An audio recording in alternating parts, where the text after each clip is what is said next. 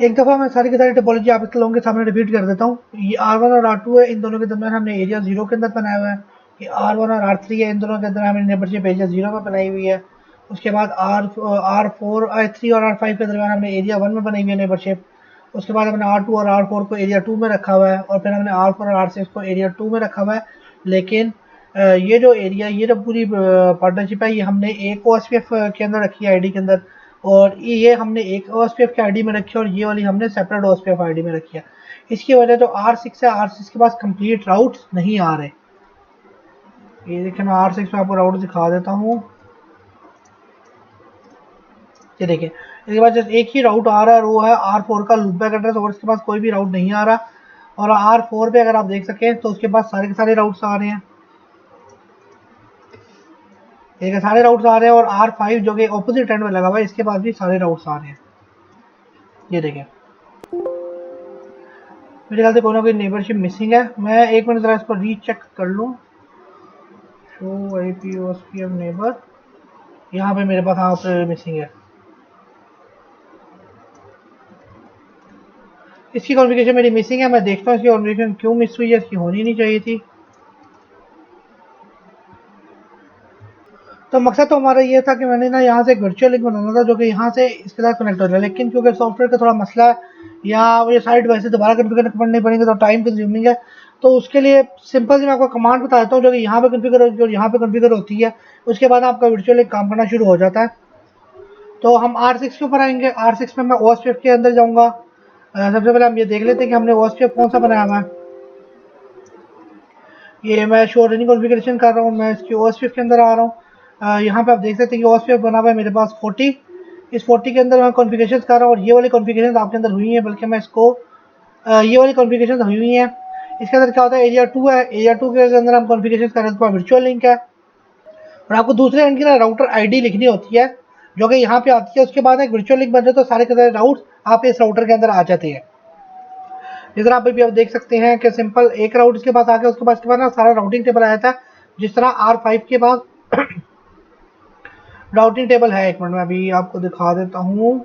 ये देखिए, पूरा का पूरा राउटिंग टेबल है। R5 से मैं R4 के लूपबैक को भी पिंग कर सकता हूँ अगर मेरे पास वो लूपबैक आया हुआ नहीं। मेरे पास लूपबैक नहीं आया बिकॉज वही मसला, थोड़ा सा इशू है। मैं बल्कि R3 का पिंग कर लेता हूँ। 100 और 100 और 100 और कभी कभी ऐसा होता है कि स्टक हो जाता है। आपको क्या करना पड़ता है, आपको फिर वो राउटर OSPF 20 इसके अंदर जाकर ना नेटवर्क को अनडू करके दोबारा ऐड करना होता है। नो नेटवर्क 20.20.0.255 नहीं सॉरी .0.0.0 और एरिया 2 है। इसको मैंने अनडू कर दिया। मैं नेटवर्क दोबारा ऐड करता हूँ तो ये आप देखिएगा कि पिंग होना शुरू हो जाएगा। मैंने नेटवर्क ऐड कर दिया। अब मैं R5 पे दोबारा आ रहा हूँ और मैंने यहाँ से पिंग किया, और अब इसको पिंग नहीं होना चाहिए। इसको ट्रबल शूट करते हैं ताकि आपको लाइव भी पता लग जाए कि ट्रबल शूटिंग हम किस तरह करते हैं। सबसे पहले R4 पे मैंने ये किया। R4 पे मैं आके देखूंगा do show running configurations.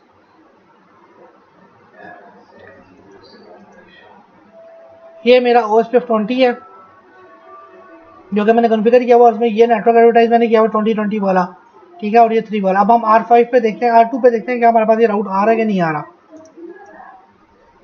Show IP राउट 20. इसके बाद राउट आ रहा है, यहाँ से पिंग हो रहा है कि नहीं हो रहा है, यहाँ से हम देख लेते हैं। 20. तो यहाँ से बिल्कुल पिंग हो रहा है। अब हम आते हैं R1 के ऊपर। R1 से हम चेक करते हैं सबसे पहले शो IP राउट 20. तो यहाँ पे भी आ रहा है, यहाँ से पिंग करते हैं, यहाँ से भी पिंग हो रहा है। अब हम आ जाते हैं R3 के ऊपर। R3 के ऊपर आके हम देखते हैं, और ये सारे स्टेप्स हम लाइव नेटवर्क पे भी कर रहे होते हैं कि जब हमें कोई ट्रबल शूटिंग करनी होती है तो होप बाय होप हम जाते हैं, और होप बाय होप हम पिंग करते हुए जाते हैं। यहाँ से भी पिंग हो रहा है। मैंने अब क्या किया, मैं सबसे पहले R4 पे आया, फिर R2 पे मैंने पिंग किया बैठ के R4 को, फिर मैंने R1 से पिंग किया R4 को, R3 से किया पिंग R4 को। अब मैं R5 से दोबारा पिंग करके देखता हूँ कि इधर मसला क्या है, मेरे पास राउट क्यों नहीं आ रहा। 20. और अब ये राउट मेरे पास आ रहा है। अब यहाँ से पिंग कर देता हूँ इसको, और अब मेरा पिंग हो रहा है। एक्चुअली पहले पिंग नहीं हो रहा था, शायद वो राउट लर्न करने में थोड़ा इशू आ रहा था। तो ये थोड़ा बहुत नेटवर्क में इशू होता है जब आप सॉफ्टवेयर पे काम कर रहे हो। तो आपको क्या करना होता है, आपको फिर राउट निकाल के वो दोबारा ऐड करना होता है, उसके बाद वो प्रॉब्लम ठीक हो जाती है। तो अभी वर्चुअल लिंक का मैं आपको बता रहा था कि वर्चुअल लिंक आप R6 से R2 के दरमियान बना लेंगे तो R6 से आपके पास सारे राउट्स आ जाएंगे। अब हम ये करते हैं, अब हम यहाँ पे ना, अब मैं R3 को बनाता हूँ स्टब एरिया, बल्कि R5 को बनाता हूँ मैं स्टब एरिया, और देखते हैं कि फिर क्या असर पड़ता है नेटवर्क के ऊपर और इसके राउटिंग टेबल पे क्या असर पड़ता है। अभी मैं आपको राउटिंग टेबल दिखा देता हूँ इसका। ये देखिए इसके पास सारे राउटिंग टेबल मेरे पास आ रहे हैं, LSA3 भी है, LSA2 भी है, LS1 भी है। अभी वैसे अगर मैं इसके ऊपर स्टब एरिया बनाऊंगा ना तो इसके ऊपर इतना फर्क नहीं आना चाहिए। तो आज देखते हैं कि हम स्टब एरिया बनाने के बाद कौन कौन सा फर्क आता है इसके ऊपर। स्टब एरिया करने के लिए हमने क्या कॉन्फ़िगर, टर्मिनल में आके उसके बाद राउटर OSPF30 हमने लूप बैक जो नाम है वही रखा हुआ था।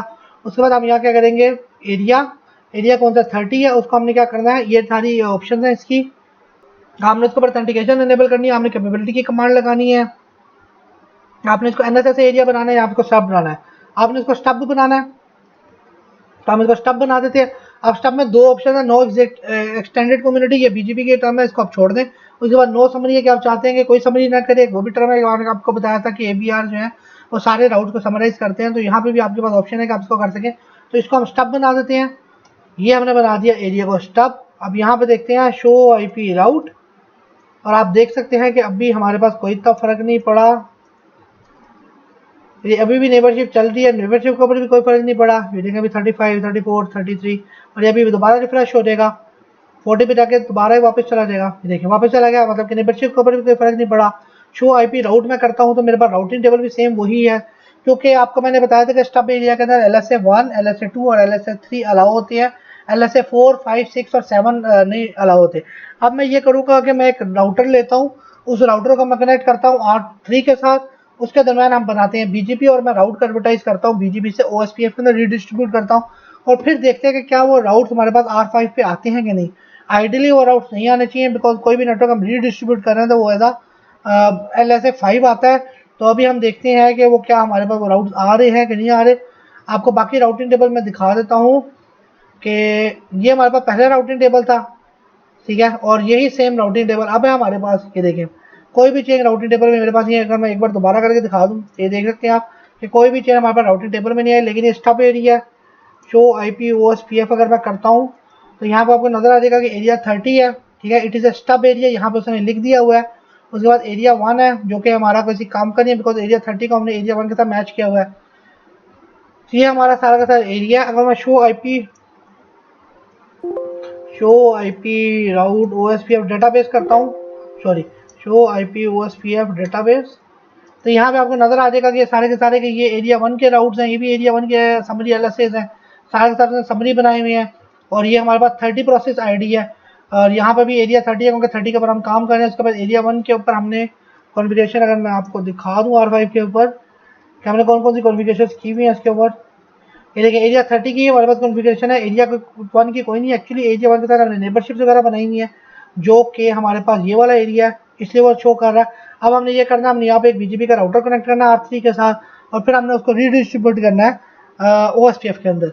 तो मैं ज़रा टोपोलॉजी का थोड़ी सी चेंज करके आपको दिखा देता हूँ। अगर मेरी यहाँ पे इसने अलाउ कर दिया मुझे तो फिर मैं दिखाता हूँ।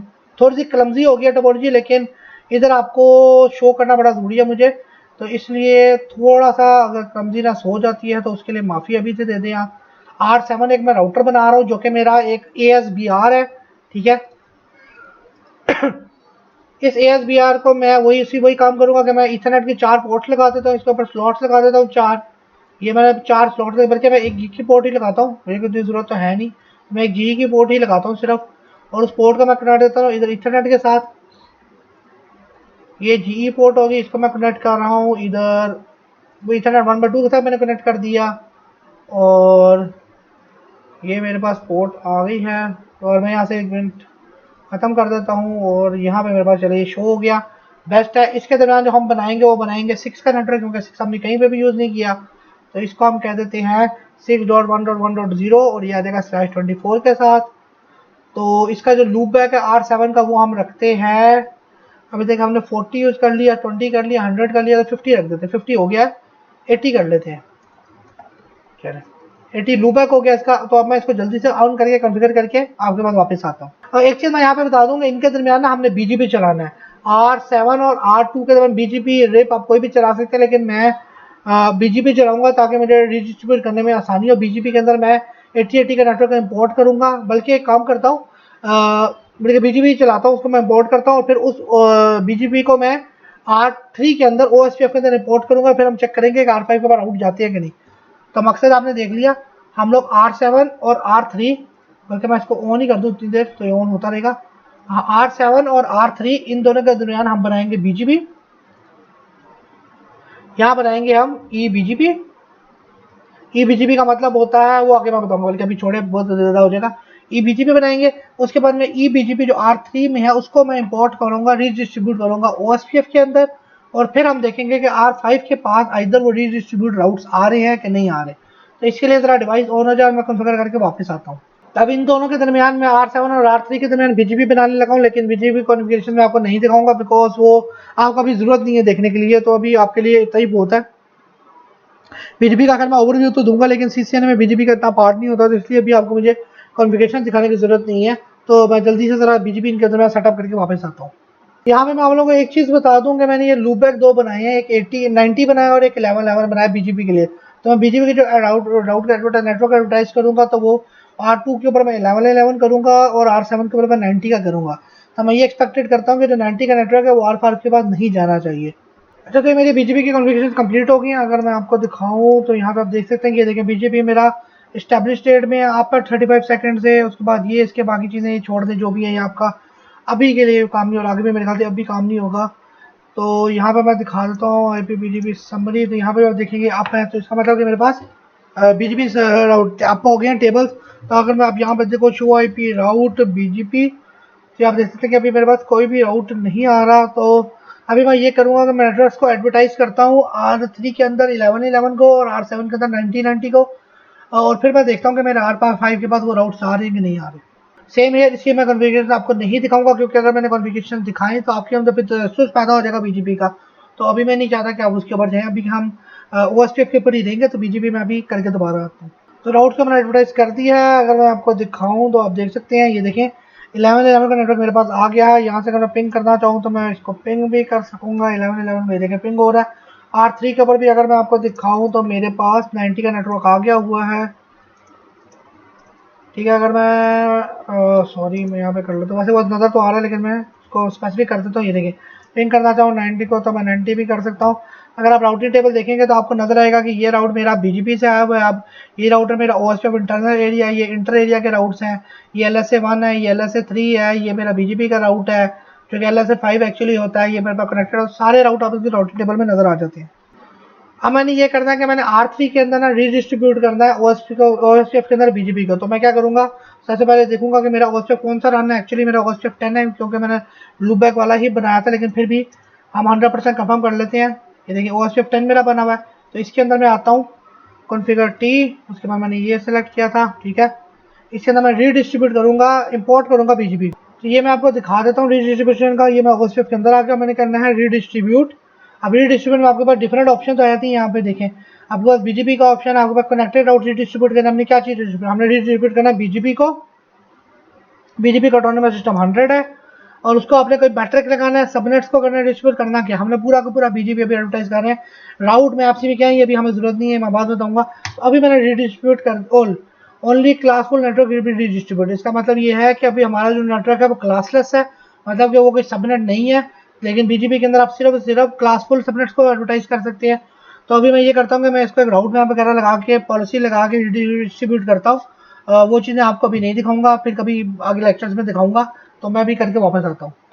ठीक है, मैंने वो राउट डिस्ट्रीब्यूट कर दिए। अगर आपको मैं दिखाना चाहूँ तो मैं दिखा दूंगा कि 90 का नेटवर्क मेरे पास आ गया है। 90 का नेटवर्क मेरा कौन सा था, मेरा R7 का था, लेकिन चूंकि अभी भी बीजीपी प्रेफर हो रहा है। अगर मैं यहाँ पे दिखाऊँ 90 के नेटवर्क के लिए बीजीपी प्रेफर हो रहा है, तो बीजीपी का जो कॉस्ट है वो कम होती है एज कम्पेयर टू रीडिस्ट्रीब्यूट राउट, तो इसलिए वो आ रहा है। तो ये मेरे पास 90 का नेटवर्क आ रहा है यहाँ पे। तो R5 के ऊपर हम देख लेते हैं जाके कि हमारे पास इधर वो नेटवर्क आ रहा है कि नहीं आ रहा। शो IP राउट, इसके अंदर हम देखते हैं तो हमारे पास ये देखें E2 से अब नेटवर्क आ रहा है। एक और हमारे पास अब नेटवर्क की टाइप आ गया है, वो एक्सटर्नल 2। ठीक है, अब एक्सटर्नल 2 का नेटवर्क हमारे पास यहाँ पे आ गया है, जो कि हमारे पास एरिया हमारे वही जो हमने एरिया बनाया हुआ था एरिया 2 उधर से ही लर्न होके आ रहा है। अभी देखिए कि हमारे पास हर तरह के राउट्स पड़े हुए हैं। हमारे पास इंटर एरिया राउट्स भी हैं, हमारे पास कनेक्टेड राउट्स भी हैं, हमारे पास लोकल राउट्स भी हैं, हमारे पास कनेक्टेड राउट आई ए के राउट भी और E2 के राउट्स भी अब आ गए हैं। E2 के राउट्स वो होते हैं, याद है मैं जब आपको पढ़ा रहा था तो मैंने आपको बताया था कि कुछ NSSA और एरिया राउट्स होते हैं जो NSSA टाइप 2 होते हैं, कुछ E1 राउट्स होते हैं, कुछ E2 राउट्स होते हैं। अब यहाँ पे मैं बता दूं कि E1 और E2 में क्या फ़र्क है। E1 और E2 में ये फ़र्क है, जब R7 से कोई राउट लग के R3 पे आएगा ना, तो R3 से वो R5 तक पहुंचने की उसकी कोई कॉस्ट होगी। E2 राउट जो है वो R7 की जो कॉस्ट होती है उसको ख़त्म कर देते हैं और R3 से R5 तक जाते हैं, लेकिन जो E1 राउट्स होते हैं ना वो टोटल कॉस्ट कैरी करते हैं। ये सिर्फ सा डिफरेंस होता है R3 और R5 के अंदर, सॉरी E1 और E2 के अंदर। अब आप देख सकते हैं कि हमारे पास एक्सटर्नल राउट है। एक्सटर्नल राउट जिस तरह R7 के अंदर हमने एक राउट डाला 90 का, वो हमने BGP के थ्रू रीडिस्ट्रीब्यूट किया R3 के अंदर, और R3 में फिर हमने इंपोर्ट किया BGP को OSPF के अंदर, और फिर उस OSPF ने राउट दिया R5 को। तो ये हो गया हमारा R5 के अंदर हमारे पास E2 के भी राउट्स आ गए हैं। अब हमारी लैब आप देख रहे होंगे कि ऐसे सब बढ़ती जा रही है कि इसमें हम चीज़ें डिफरेंट ऐड करते जा रहे हैं, तो लैब भी उसी तरह बढ़ती जा रही है। इसलिए ये तीसरी वीडियो है लैब की। तो हमने शुरू 2 राउटर से किया, तो उसके बाद हम 7 राउटर तक पहुंच गए और हमारी लैब इंक्रीज होती जा रही है, और सिर्फ हम ये OSPF के ऊपर ही सारी की सारी लैब अभी बना रहे हैं। इसके अंदर बाकी जो कॉन्फ़िगरेशन है उसके ऊपर मैं आपको कह रहा हूँ कि वो इग्नोर करें, बिल्कुल कोई ज़रूरत नहीं आने के लिए। अभी के सिर्फ और आप लैब के ऊपर कॉन्सेंट्रेट करिए कि अभी हम जो काम कर रहे हैं राउट्स की हम पहचान करेंगे, राउट के डिफरेंट टाइप्स ऑफ राउट्स क्या है। आपको एक चीज़ मैं यहाँ बताता चलूँ कि हमने इस एरिया को स्टब एरिया बनाया हुआ है, जो कि मैं आपको रनिंग कॉन्फ़िगरेशन में दिखाता हूँ। स्टब एरिया का मतलब ये है कि LSA 4, 5 और 6 को इसे अलाउ नहीं करना। ये देखें, ये हमने स्टब एरिया बनाया हुआ है। LSA 5 जो है वो NSSA की LSA होती है। तो अब हम ये करते हैं कि NSSA की एरिया जो है उसको हम एक राउटर लगाते हैं, और राउटर नंबर 8, और हम उसकी NSSA की LSA को भेज के उसको ब्लॉक करने की कोशिश करते हैं। अब ये करते हैं कि हमने ना वो LSA 5 जो आ रही थी R7 से R5 की तरफ, अभी तो वो राउटिंग टेबल के अंदर ही आ रही है, डू शो IP राउट, ये आपको देख रहा है, ये देखिए आ रही है। अब इसको ना हमने यहाँ पे ब्लॉक करना है, और अभी आप देखिए कोई ना डिफॉल्ट राउट नहीं आ रहा हो इस पे R5 के पास। जब हम इस एरिया को स्टब बनाते हैं ना, देखिए अगर मैं यहाँ पे एरिया R5 के अंदर एरिया 1 को स्टब बना रहा हूँ ना, तो मुझे फिर R3 के अंदर भी एरिया 1 को स्टब बनाना पड़ेगा, उसके बाद ही R5 के ऊपर स्टब एरिया काम करता है। अगर आप एक जगह पे स्टब बनाएंगे ना तो वो काम नहीं करता, बल्कि वो एडजस्टली डाउन हो जाएगा। अब मैं यहाँ पे दिखाता हूँ कि राउटर OSPF 30 के अंदर में आ गया, ठीक है। एरिया 1 मैंने स्टब कर दिया, बस इतनी सी कमांड है, बाकी सारी छोड़ दिया। मैं स्टब करूंगा ना तो नेबरशिप डाउन होना शुरू हो जाएगी। कैसे पता लगता है? Do show IP OSPF neighbour, ये आप देखिए नीचे आना शुरू हो गया टाइमर, ये देखें, सॉरी, ये देखिए नीचे आना शुरू हो गया टाइमर। इसका मतलब कि ये काम नहीं कर रहा है, इसका मतलब कि यहाँ पर गड़बड़ हो गई है। तो फिर मैं क्या करूंगा, राउटर OSPF 10, यहाँ पे क्या कर दूंगा एरिया 1 और स्टब। जैसे ही मैं स्टब करूंगा नेबरशिप दोबारा अपनी एक्टिव हो जाएगी, और उसके बाद दोबारा आप हो जाएगी जैसे do show IP OSPF neighbour. ये देखिए नेबरशिप वापस आपको हो गई है, और वापस साइड आप यहाँ पे मैं कुछ चीज़ें आपको दिखा दूँ कि इसको मैं स्क्रीन को ज़रा ऊपर कर देता हूँ। शो IP OSPF, ये देखें आप यहाँ पे कि ये स्टब एरिया, उसने बता दिया कि एरिया 1 हमारा स्टब है। R3 के ऊपर भी अगर मैं जाके देखूँ ये चीज़, तो यहाँ पे भी इसको बताना चाहिए कि एरिया 1 जो है वो स्टब है।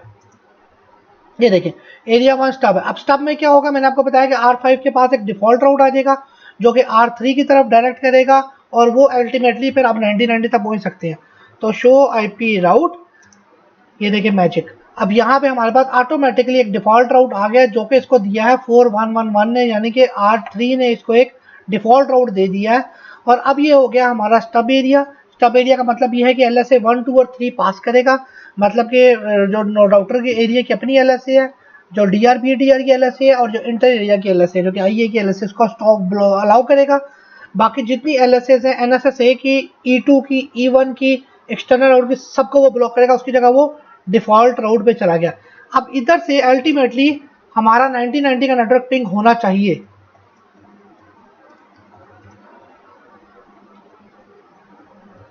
ये हम चेक करते हैं कि हमारा 90 का नेटवर्क पिंग क्यों नहीं हो रहा है। एक्चुअली स्टब एरिया में हमारा ऑब्वियसली क्योंकि रिप्लाई बैक नहीं आ रहा, हमने स्टब एरिया बनाया हुआ है। तो यहाँ से जब हम ट्रेस करते हैं इसको, तो हमें ये पता लग जाएगा कि हमारा नेटवर्क कहाँ पे जाके ब्लॉक हो रहा है। ये देखिए फर्स्ट हॉप पे चला गया 4111 पे, इधर से आगे नहीं जा रहा। अब हम 411 पे आते हैं जिससे हमने पहले ट्रेसिंग की थी। यहाँ से हम पिंग करते हैं 90 को,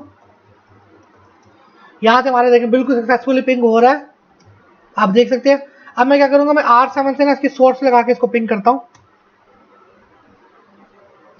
जबकि मैं R7 पे आ गया हूँ, R5 पे मैंने आना है और मैं इधर से पहले चेक करता हूँ शो आईपी राउट और मैं शो करूँगा 9090 का।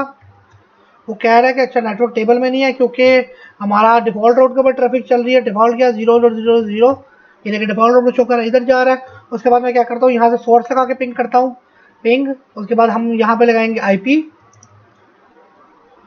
आईपी का एड्रेस क्या हमारा 90 अब वो यहाँ से आपसे पूछेगा कि आपने सोर्स लगानी है, आप सोर्स लगाएं। सोर्स कौन सी 30 की लगाएं आप, क्योंकि हमारा लूप बैक है। तो यहाँ पे अगर मैं भेजता हूँ तो मेरा अभी भी पिंग नहीं जा रहा। मैं सोर्स लगाता हूँ 4112 की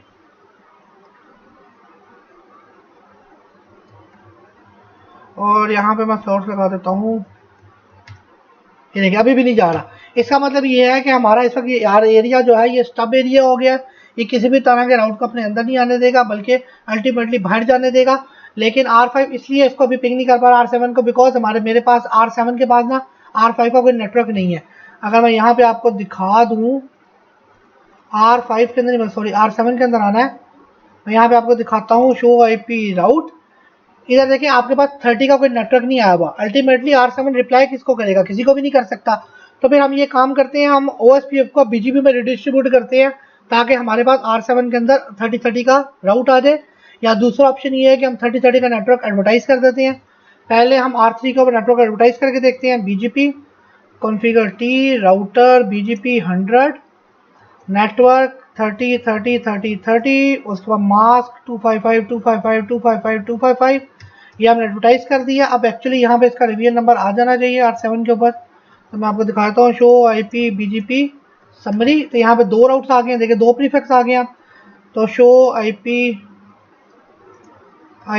राउट BGP, तो यहाँ पे दो राउट आ गया। हम पिंग करके देखते हैं 30 को, ये पिंग होना शुरू हो गया। देखिए अब वहाँ से भी अल्टीमेटली R5 से भी इसको पिंग होना चाहिए।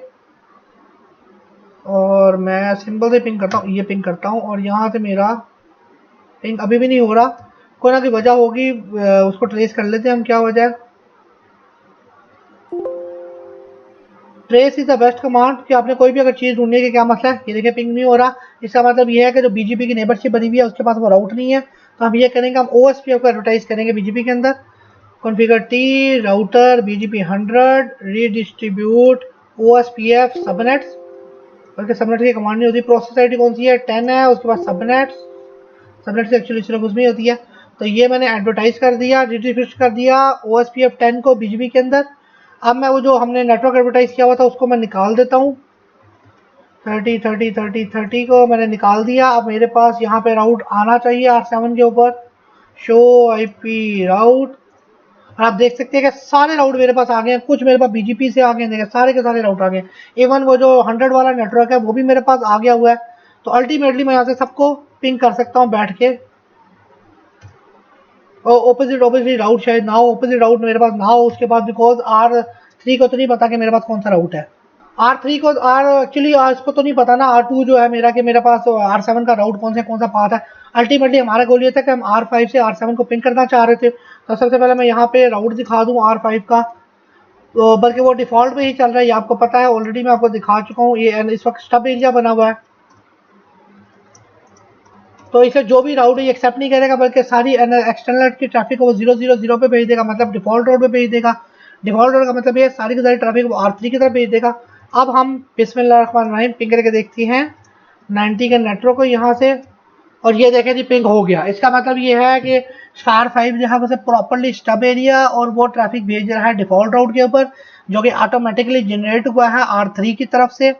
और उसके बाद अब हमारा R7 जो है वो पिंग होना शुरू हो गया, जो कि हमारा एक्सटर्नल ISP का नेटवर्क है, उसको हम सक्सेसफुल पिंग कर पा रहे हैं। तो ये हमारी पूरी की पूरी अभी लैब है, जिसके अंदर हमने एक R5 के अंदर हमने डिफरेंट चीज़ें लगाई। हमने उसके बाद R7 का राउटर लगाया, R7 और R3 के दरमियान हमने BGP बनाया। BGP को हमने OSPF में रिडिस्ट्रीब्यूट किया ताकि BGP के जितने राउट्स हैं वो OSPF में आ जाए, वो LSA5 की तरह ट्रैवल करेंगे। उसके बाद हमने R3 के सारे राउट R7 में डिस्ट्रीब्यूट कर दिया ताकि पूरा का पूरा नेटवर्क हमारी ISP के पास आ जाए। तो ये सारी की सारी गेम थी जो हमने अभी खेली है, और आप देख सकते हैं कि सक्सेसफुली हर जगह से हर कुछ पिंग हो रहा है। इसी तरह आप लोगों का एनएसएसए के एरिया होता है, एनएसएसए एरिया में आपको बताया कि मैंने एलएसए 1 2 3 नहीं चलती, बाकी सारी एलएसए चल रहा है, और 1 2 3 जाती है, बाकी सारी नहीं चल रही थी। उसमें भी आपके पास इस तरह का डिफॉल्ट रूट आ जाता है, और उसमें भी आप आईएसपी तक रीच कर सकते हैं, कोई इशू नहीं होता आपका। तो यहाँ पे हमारी मेरे ख्याल से ओएसपीएफ की पूरी लैब अब कंप्लीट हो गया। एक चीज़ मैं यहाँ पे आपको बता दूँ कि ओएसपीएफ के अंदर और भी बहुत कुछ है, लेकिन वो अभी इस लेवल पे आपके लिए ठीक नहीं है।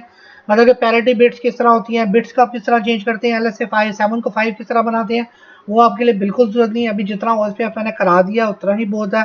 इवन आपका सीसीएनपी लेवल तक भी बहुत है, सीएनपी सीसीएनपी जीएनसीपी तक बहुत है लेवल।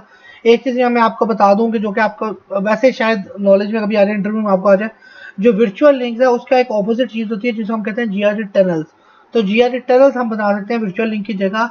और जीआरडी टनल अगर मुझे टाइम मिला तो मैं आपको जरूर बना के दिखाऊंगा, सिंपल सी है। उसमें आपको दो पब्लिक एड्रेसेस चाहिए होते हैं, पॉइंट ए और पॉइंट बी पे आपको एक दूसरे की तरफ स्टैटिक राउट डालने होते हैं, और आप फिर जीआरडी टनल्स को आप कर सकते हो, उसमें कोई मसला नहीं है। तो जीआरडी टनल्स को हम यूज़ कर सकते हैं as in place of virtual links. GRD tunnels के ड्रॉबैक्स भी बहुत कम है। तो ये पूरी की पूरी हमारी ओएसपीएफ की लैब आज कंप्लीट होगी, अल्लाह का शुक्र है। ये 3 लंबी लेंथी वीडियोस पे कंप्लीट सीरीज है, तो उम्मीद है आपने इससे बहुत फ़ायदा उठाया होगा। मैं आपको कहूँगा कि बार बार इसकी प्रैक्टिस करें, और अगर आप इतने राउटर्स नहीं लगा सकते तो जस्ट 2-3 राउटर से आप सारा का सारा रन कर सकते हैं। मेरा जो है लैपटॉप जो है वो सस्टेन कर सकता था 7 राउटर्स को, तो मैंने लगा दिए, वरना 20 राउटर्स भी लगा लेता, मुझे कोई मसला नहीं आता। तो ये लैब आपकी बहुत ज़रूरी है, आप इसको प्रैक्टिस कर लें अच्छी तरह। अगर आपको इस लैब का सैंपल वगैरह चाहिए तो मैं आपको प्रोवाइड कर दूंगा, कोई मसला नहीं है। बल्कि मैं साथ ही अपलोड भी कर देता हूँ सारी की सारी कन्फिगरेशन भी, ताकि आप देख लें। तो अभी यहाँ पे हम लेक्चर को ख़त्म करते हैं।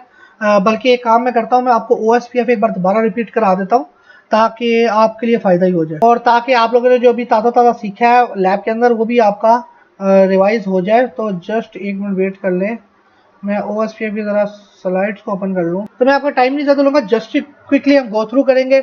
ये हमारे पूरे के पूरे टेबल ऑफ कंटेंट्स है जो कि हमने पढ़े इसी तरह। उसके बाद ये हमारा प्रीवियस लेक्चर का रिकैप था। उसके बाद इंट्रोडक्शन था ओएसपीएफ का, वो मैं आपको ऑलरेडी सारा एक्सप्लेन कर चुका हूँ। उसके बाद इंट्रोडक्शन था, जिस तरह डायकेस्ट्रा सिस्टम चलता है, जिस तरह की कैलकुलेशन होती हैं, सारा मैं आपको बता चुका हूँ। उसके बाद एडवांटेजेस हैं ओएसपीएफ के जो कि हम बता चुके हैं, आपको ऑलरेडी डिटेल से बड़ा एक्सप्लेन कर चुका हूँ। उसके बाद 2 ओएसपीएफ के डिसएडवांटेजेस हैं।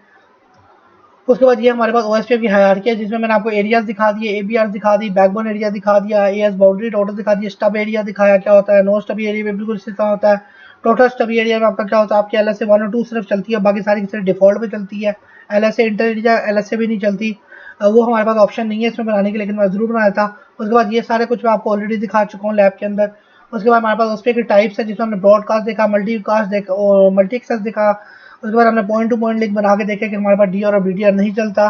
उसके बाद हमने राउटिंग टेबल्स देखी हैं, रिब का टेबल मैंने आपको दिखाया, फिब का टेबल दिखाया, शो आईपी राउट डेटाबेस जो हम करते हैं वो हमारा रिब का टेबल है, शो आईपी राउट जो हम करते हैं वो हमारा फिब का टेबल है। उसके बाद हमने डीआर बीडीआर का देख लिया कि डीआर बीडीआर किस तरह बनता है, और उसकी हमने बाकी चीज़ें भी देख ली, प्रायोरिटी वगैरह भी। उसके बाद ये सारी की सारी चीज़ें हमने देख ली, हमने हेलो टाइमर चेंज किया, ऑथेंटिकेशन लगाई। उसके बाद एरिया आईडी वगैरह चेंज कर देखा तो हमारी नेबरशिप डाउन हो जाती है। उसके बाद हमने ओएसपीएफ के एरियाज बनाए, एरिया 0 किया, एबीआर आपको दिखाया मैंने, एएसबीआर जो राउटर 7 हमने बनाया वो एएसबीआर है, बाकी सारे राउटर हमारे एबीआर है। उसके बाद ओएसपीएफ की स्टेट्स आपको सारी मैंने दिखाई और सारी एक्सप्लेन किया मैंने डिटेल से। उसके बाद ओएसपीएफ की पैकेट टाइप्स आपको मैंने दिखाई है कि कौन कौन से पैकेट किस किस पे चलते हैं। जब हमने पैकेट ट्रेसर लगाया था उसके अंदर मैंने आपको सारी पैकेट टाइप्स दिखाई थी। उसके बाद एलएसए की टाइप्स हमने सारी सारी देखी है कि हमारी कौन सी एलएसए की टाइप्स किधर जा रही है, ओ है, ई है, एनएसएस-A1 है, उसके बाद आईए है, सारी हमने टाइप्स देखी हैं। उसके बाद ये एरियाज के बाकी डायग्राम्स वगैरह जो कि हमने सारी बड़ी डिटेल से डिस्कस की हैं।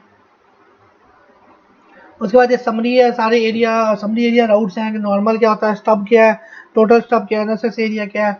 और उसके बाद उस पर ऑथेंटिकेशन भी हमने काम किया है। उस पर वर्चुअल लिंक हमने देखा जो कि हम बना नहीं सके क्योंकि लिमिटेशन थी थोड़ी बहुत, इस वजह से उस पर हम वर्चुअल लिंक नहीं बना सके। लेकिन आपको मैंने थ्योरी उसकी बता दी हुई है, उस पर वर्चुअल लिंक की क्या होती है। और उस पर राउट टाइप्स भी मैंने आपको दिखा दी है, सारी राउटर्स हमने देख ली हैं, बड़ी डिटेल से हमने सारी लैब्स की हैं। और ये आपका बहुत बहुत शुक्रिया करना चाहिए आपको डीजी पाकिस्तान का, जिन्होंने मुझे हायर किया आप लोगों को पढ़ाने के लिए और आप लोगों को सिखाने के लिए। उम्मीद करते हैं आपको पूरा लेक्चर बड़ी अच्छी तरह समझ आया होगा।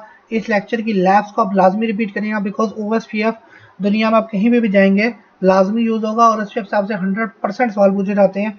ऐसा हो ही नहीं सकता कि ओएसपीएफ आपसे सवाल ना पूछे, और सिर्फ इन्हीं से सवाल पूछे जाते हैं जो सारा कुछ मैंने अभी तक बताया। तो अभी हम आपका अगर आपने डीजी पाकिस्तान से कॉन्टैक्ट करना है तो आप नीचे लिंक्स है सारे, उनसे आप कॉन्टैक्ट कर सकते हैं, उनसे फ़ोन नंबर पर बात कर सकते हैं, उनको ईमेल वगैरह कर सकते हैं, वो लाजमी रिप्लाई करेंगे। अगर वो रिप्लाई नहीं करते तो आप मुझे कॉन्टैक्ट कर ले, मैं कर लेता हूँ। तो अभी के लिए लेक्चर हम बंद कर दें, OSPF का लेक्चर खत्म हो गया। इसके बाद हम इंट्रोडक्शन करेंगे थोड़ा सा BGP का, उसके बाद थोड़ा सा ISIS का करेंगे। तो आप सब अपना ख्याल रखिएगा। अल्लाह हाफिज़।